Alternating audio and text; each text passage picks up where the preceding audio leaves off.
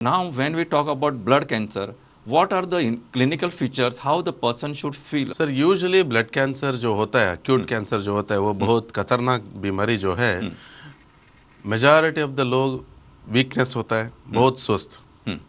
और सेकंड है किसी बुखार जो ऑर्डिनरी इलाज से कम नहीं होगा, बुखार बार बार बुखार आना और वजन कम होना।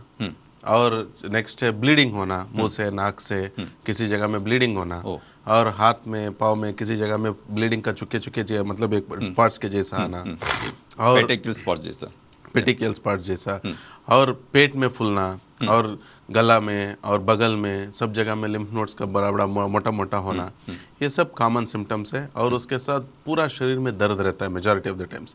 हर हड्डी में दर्द है, मतलब छाती दर्द, पीठ में दर्द, पेट में दर्द, पाट में दर्द, पाँव में दर्द, सब जगह में दर्द होता है। ये सब जो सिम्टम है ये यूजुअली लुकीमिया के आजू बाजू में ही आता है। अच्छा।